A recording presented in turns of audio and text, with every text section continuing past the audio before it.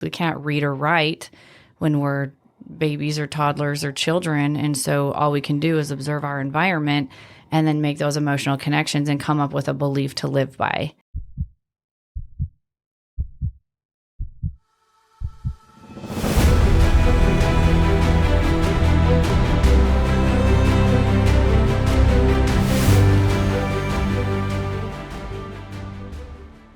On today's episode, we talk about the importance of teaching emotional regulation to our kids and learning it better as adults. We hope you enjoy. Welcome back to the Healing Works podcast. Good to be with you today. Just us today. So we're going to talk about, a couple good topics we're going to talk about today. One is why teaching emotional regulation to our children is so important. As I'm pounding on the table. But yeah, because it's important to teach not only for us as adults to know and to be emotionally regulated and to, learn it and embody emotional regulation and be emotionally resilient, but why it's so important to teach to our kids. So let's jump in. Why is it so important to teach to our kids? Well, I mean, emotional dysregulation is the source of stress, and it's, the lack of emotional resiliency is what causes us to go into depression and anxiety and so many of the depleting emotions that so many people struggle with. And so, when kids are young, it's easy to teach them these things. It's just like, teaching them a second language when they're young because of being in that state of theta brainwave. It's a programmable state. So if you can teach them this stuff while they're young, then it will be so much easier for it to stick and for them to live by that way of doing things. That'll be their program instead of emotional dysregulation. But it's important for us as parents and adults to model that. So we've got to learn it so that we can be that, so they can watch us and learn it. And we can't teach what we don't know. So it's important for parents to understand it first, so then they can turn around and teach it to their children. Right. And that's why, emotional resilience and regulation is so important for everybody. But that quote that we teach to a lot of people that go through individual sessions or a program or on our group calls is, what is it about programming? The quote better than I do, It's not, we're not responsible for the programming we learned as children, but as adults, we're responsible for fixing it, which just goes to show that if there's a quote that says that, it means most children don't learn emotional regulation and resilience because the parents aren't emotionally resilient and don't know emotional regulation as much as we should, right? And so that's the point, is it's always becoming better. And the point is that we all have, beliefs, and we all have, emotions, trapped emotions from the past that are presented in our behaviors and habits on a day-to-day basis that, that's our whole premise, and our whole, job, I guess we can say, is to help people, transmute that and become better so they can better serve the people around them. But as kids, we're seeing such a huge rise in anxiety and depression amongst young kids, just because of, all the extra stress that's going on in the environment today, right? There's a lot of stuff going on in the world.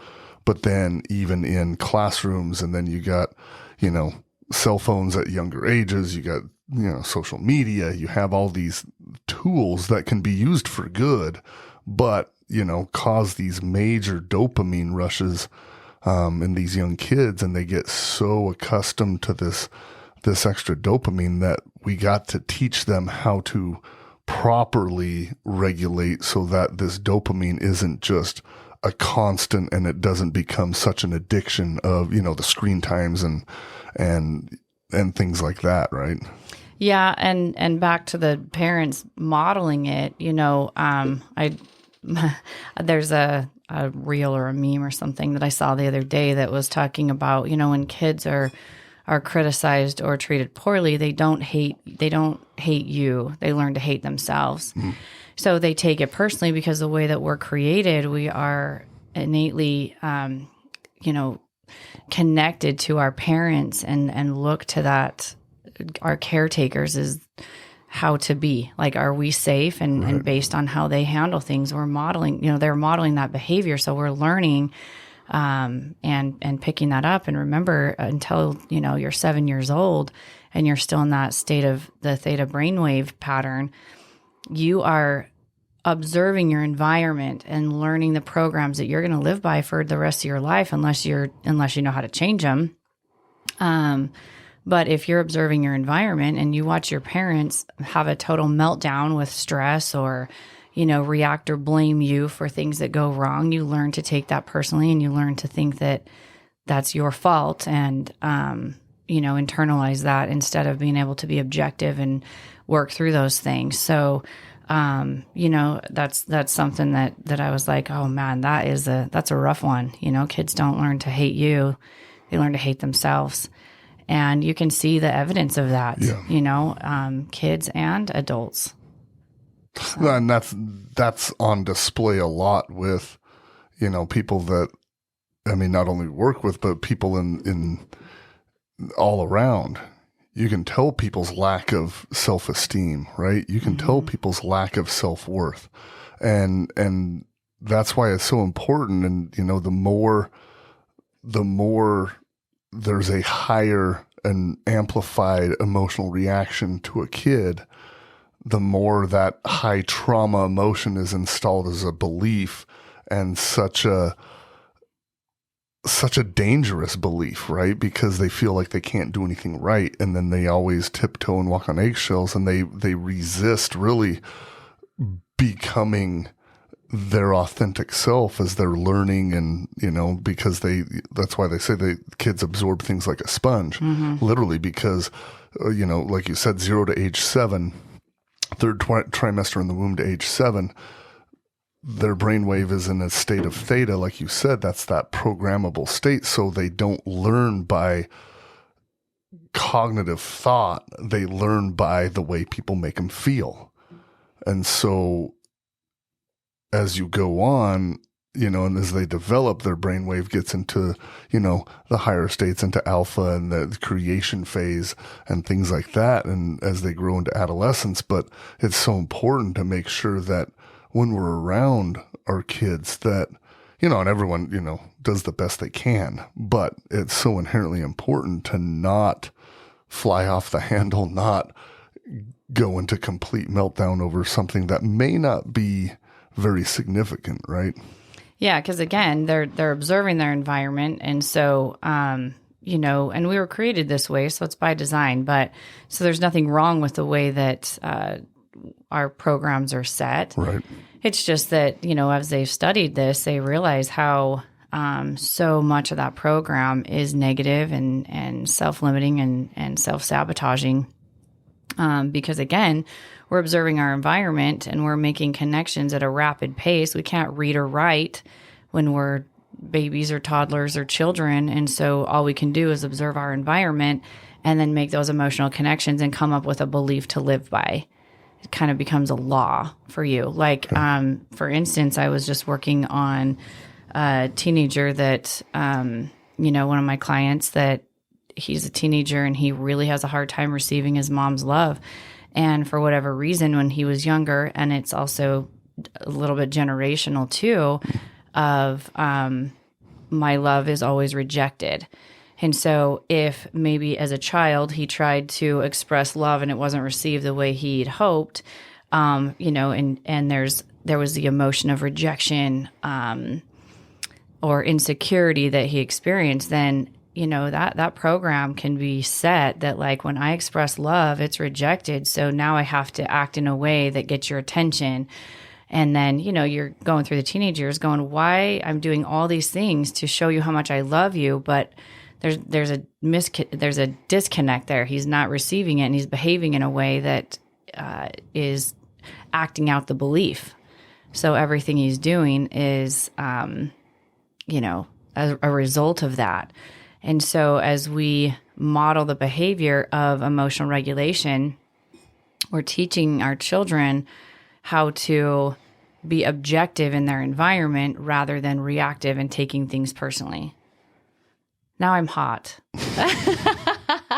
I wore a coat today because Kevin always turns on the air conditioning, and now I'm warm. But I feel like all of a sudden dead hot. Now I'm hot. I mean, it's fine. That's funny. I just was thinking that I was remembering how I wore my coat to the kitchen table, to the dinner table every night and got in trouble. She does keep her coat on all the time. It's a childhood family joke, inside joke, that it's okay to wear your coat to the dinner table, because I used to every night, and my dad got mad at me. Now we laugh about it, and he thinks I shouldn't have cared. I should have just invited you to stay in your coat, because he would ask me to take it off. It bugged him, and I would just stare at him and blink. Wouldn't that be annoying as a parent? You ask your kid to do something, and I wasn't combative or rebellious or rude. I just sat stared there and blinked. And now our 5-year-old Brooklyn sits there and blinks at me too. So she picked it up. It's like, so there you go. It's like, I'm not going to comply, but I'm not going to fight about it either. Yeah. All right. Well, then it's there like, you go. no, it's like, no, thank you. I'm not interested in that. But thanks for the offer. Anyway. But that's so important, though, in that story you're relating, is that, you know, we all act out these beliefs. Most of the time, we're not even conscious of it, right? Mm-hmm. Like, we're so habituated to do these things, right? The body does things without, a lot of the time, so unconscious, we don't even consciously know what's going on. Who was I talking to the other day? We're talking about driving. Mm-hmm. And it's like, talking to a gentleman at the gym the other night, and we were talking about driving, and it's like, have you ever driven somewhere and you like all of a sudden like, how did I get here?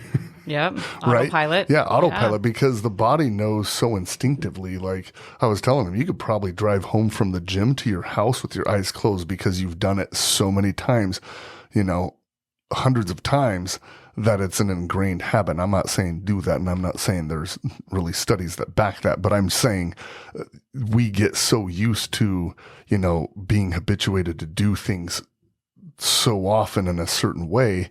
I mean, we drive down here to St. George, you know, once a month, and, you know, it's a 4-hour drive from where we're at in Salt Lake City, but I mean, you know, probably make most of the turns without knowing, you know what I mean, without being aware. And there's sometimes where it takes, you know, it feels like it takes such a short time to get here, but that's because you're so used to doing it. But that's the point, is that we will always play out our belief patterns, right? Our beliefs determine our reality, whether or not that's good or bad. Right. Right. Whether or not, and then good or bad is always, you know, subjective too, but, according to what you want, I guess I should just say. And so, you know, when these beliefs get installed at such a young age, it's so important, not only for our kids, but for adults too, because we're always learning, even though a lot of our programs were installed from 0 to age 7, as we continue to learn and develop and grow, even as adults, you know, the term's neuroplasticity, we're always learning new patterns, but that's why they say old habits die hard, because these patterns are such deep-seated neural patterns that they're hard to break. Right. Well, and again, a lot of times they're generational. And so you're acting out just like you learned just from your parents and grandparents. And, you know, how often do we go, oh my gosh, that was my dad. Mom. That was my dad. I just sounded just like my parents. And so noticing your behavior, and if it's aligned with what you want, you know, are you acting in a way that feels true to your heart and that is extending that love and peace and offering that same really environment to other people? This morning, Brooklyn was watching Tangled while we were getting ready to come over here, and she was singing Mother Knows Best. And while I really appreciate that song on one hand, on the other, I heard her say it and thought, what if, how often do moms really like think that, do they operate from that space? Like, I know best, you'll do what I say, and they are wanting compliance from their kids. And that's what good parenting is compliance.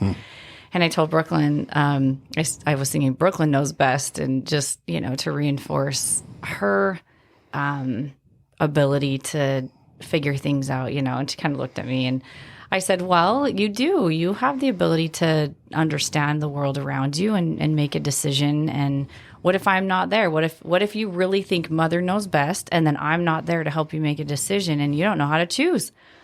I go, so it's important for you to trust yourself, to go, you know what, I do know best because my heart tells me. And when I stay in my heart, and she's 5, almost 6, but she's starting to really pick that up, and she'll tell me, my body wants to do this. My heart is telling me this. My heart is telling me. And even if that's not totally accurate right now, she is starting to repeat those phrases where she's going to make that connection at some point that I do have the ability to decide for myself. And so I go, so what do you do? Like if mother's not there to make a decision for you, she goes, I don't know, I make a choice. I said, exactly. Make a choice, see what happens. And you have the ability to, handle whatever. Then you make another choice. And she's like, yep. And off she goes, But I thought that was really funny and cute, but impactful. Because I just want her to know that she has the ability she has her own inner guidance system. And so my role as a mother is to support that in her and teach her how to trust that, not tell her what to do all the time because I think I know best, because I don't know if I know best. I don't know what I know. I don't know. I don't know if I have it right, but teaching her that, I think, is a much more correct principle than teaching her that we know best, and compliance and minding us is what she should be doing. Right. So I think she told me that the other night too. Dad, I know best. Oh, wow. We gotta I don't know if it was exactly that. I don't we gotta remember, keep it out of the arrogance, it was pretty funny. But reinforcing it with peace and love and understanding and compassion is better than I know best. And but she's getting it, and we'll continue to try to reinforce that in her, and hopefully she feels that rather than disempowered of like, this is what I thought was best, but I wasn't allowed to explore that option and see how that turned out for me. So anyway, it was just cute and funny. And so I thought it was kind of relevant to what we were even talking about today. So yeah, absolutely. Well, I mean, it's so important for us not only to teach emotional regulation to kids and emotional resilience, but to teach them that they have that inner guidance system, right? Mm-hmm. That they have that heart that is extremely intelligent, the brain that's extremely intelligent, and together they can make very good decisions, right? That's why the phrases are: listen to your heart, follow your heart, put your heart into it, not listen to your brain, follow your brain, put your brain into it, right? Because the heart's that much more sensitive, and we all come with that inner guidance system that directs our paths if we're open to it, right? Mm-hmm. And that's why it's so important, because, even as adults, well, especially as adults, especially as adults, we've learned to close the heart off. We've learned to be numb. We've learned to, not let our emotions run us, which is, everyone tells us to do that. And that's good in the sense of not letting frustration run us and not letting anger run us. But we typically don't do that either. We usually let those run us, right? Not let love and gratitude and compassion and peace, which, obviously, as we've talked, those neural signals, the brain's going to tell the story of the quality of the signals it receives. Mm-hmm. And so that anger and frustration is such a chaotic, poor signal that the brain will tell that story. So it's going to tell the story and find matches in its environment, in the field surrounding you, of why you should be angry and frustrated and things like that. But when we can change the quality of that neural signal to the brain and tell the brain a different story, And that higher quality of gratitude and peace and compassion and care and love, that neural signal, such a different measured signal, such a different higher quality signal, that we start to enhance brainwave activity. We start to enhance learning capability. That neuroplasticity is created by and large through the quality of the neural signals sent up to the brain. So we can either enhance the brain or we can downgrade the brain. Which one do we want to do, right? And so teaching that to children as they're in that creative phase, right? That's something that I wanted to make sure and cover too, is that imagination, right? Look at when kids are young, that imagination is so powerful, but that's how we create. And there's a lot of places and institutions that want to, restrict that imagination and prevent them from imagining. But that's how, that's why as adults, not a lot of us have a great imagination of possibility. Yeah, they teach them how, or like what to think, not how to think. Right. And when you reinforce that, in kids and say, what would this look like? I mean, maybe even more than making the right choice by teaching them how to access their inner guidance system and like how to make the right choices, also how to be resilient when you make a choice that isn't that beneficial. So both being able to trust that, and then how to respond when you've made a choice that you don't like the outcome. But back to the imagination, it's like, what do you think? What do you think this looks like, and they can kind of go in and search for different possibilities. And I think that if they can get good at that too, then they train themselves to, really, like, that's why we ask the questions, why is it so easy for me to whatever? Because it's like, you start to think about, what do you think? Well, could be this, it could be that. And that really puts you into the realm of possibility without even knowing it. Right. Rather than this is the answer. Right. Exactly. In a compliant state. That reminds me of it's going to date us, Flight of the Navigator. Compliance. Compliance. But yeah, I mean, teaching kids and even ourselves as adults, teaching ourselves that when a circumstance or situation arises that may not be to our liking, which way are we going to go? Are we going to let that stress overtake us and shut down that cognitive function, not be able to make an informed, clear decision, not be able to make, the proper actions in the moment, right? That's why they say don't make a decision under stress, because it's usually a poor one, because you're not operating with your higher cognitive functions. You're only making a decision based on past subconscious choices, which typically haven't resulted in, a new way of doing things, right? We keep doing the same thing over and over again for that reason. And so when we can teach not only ourselves, but then teach our kids that when, things go south per se, when things don't go a way that maybe we thought they were, things, maybe cause some frustration or some worry or concern, is can we regulate in that moment and not go to chaos and not, freak out per se, not, think all is lost, and can we but can we emotionally regulate in that moment, shift back to a coherent state so that we have in that moment the best available capabilities and capacities to make an informed decision, to decide on the fly something that would be beneficial, or to make an instinctive, quick response, quick reaction to, make that good decision and prevent something worse, or whatever that is. Can we be adaptable in that moment? Yeah, and I think adaptability is the key, because when we go into stress and we try to make a decision, we narrow our focus to how it has to go, or it will induce more stress.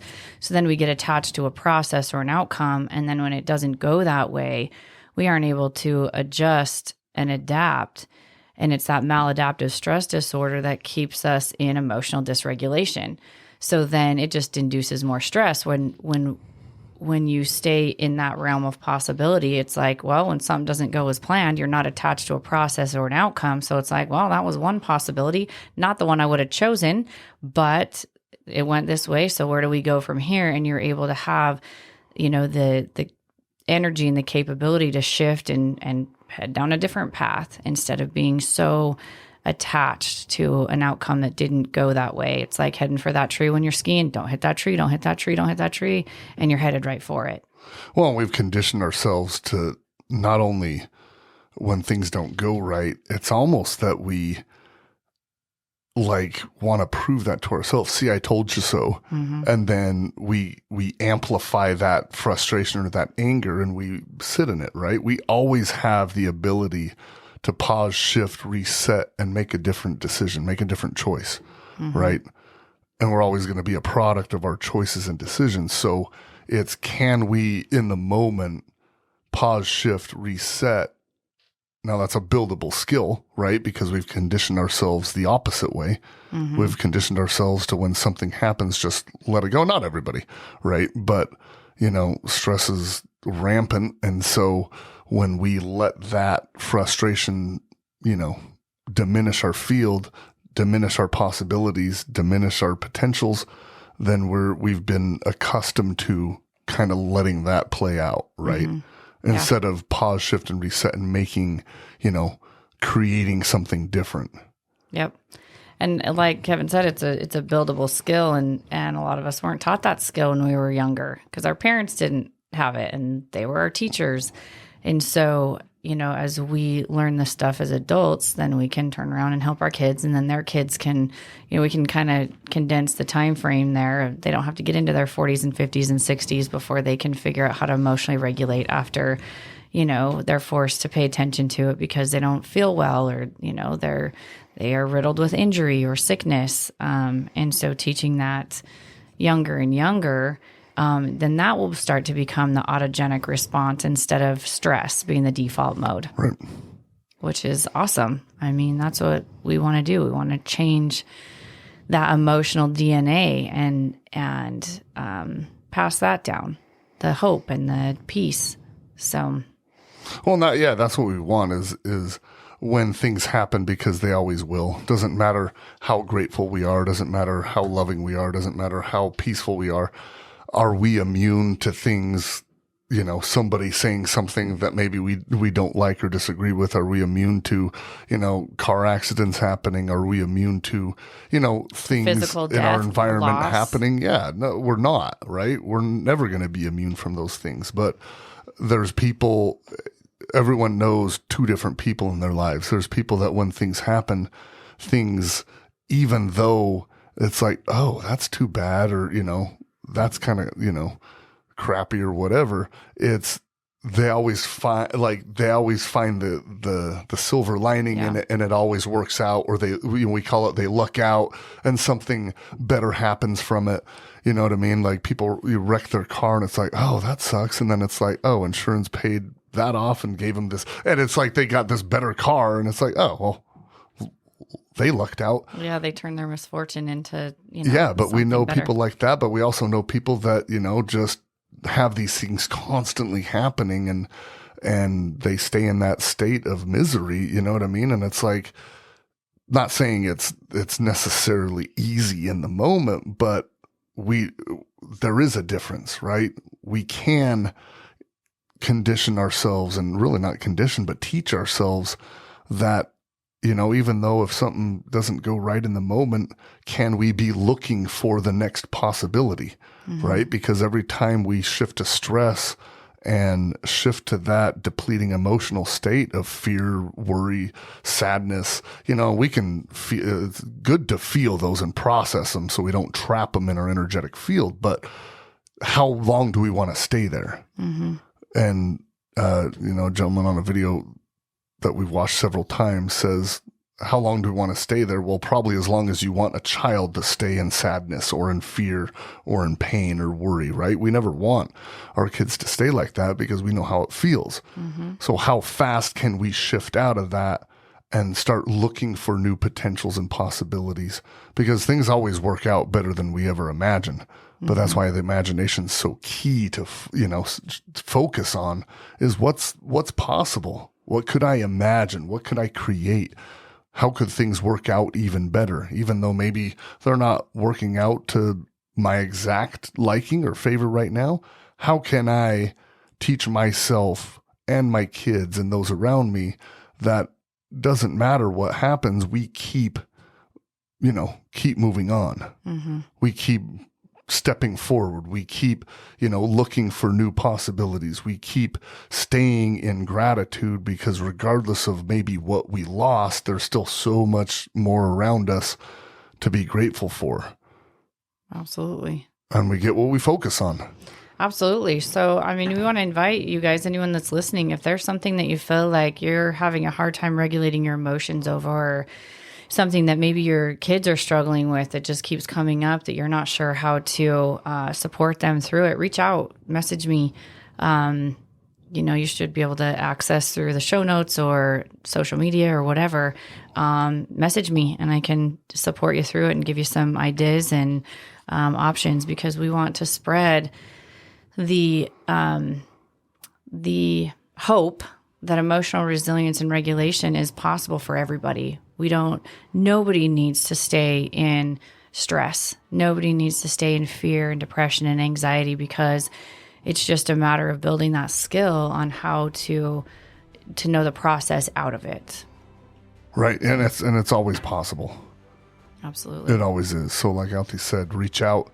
But really, we want to create just massive amounts of people that are emotionally resilient, because in the next episode, we'll talk about the benefits of that resilience. And there's a ton of benefits that we've already talked about, but we'll really on the next episode talk about the form of communication. And communication is so huge because we do it all day long, right? Yep. Something we do all day long. So, yep. But yeah, emotional regulation in kids, adults, it's necessary for all of us to become that best version of ourselves, so we can invite in new possibility, live in new potential, live in peace and harmony, which is what we all search for. So hopefully that resonated today. Thank you for listening to another episode of the Healing Works podcast, where we impact lives by healing your heart and your mind so you can live your best life.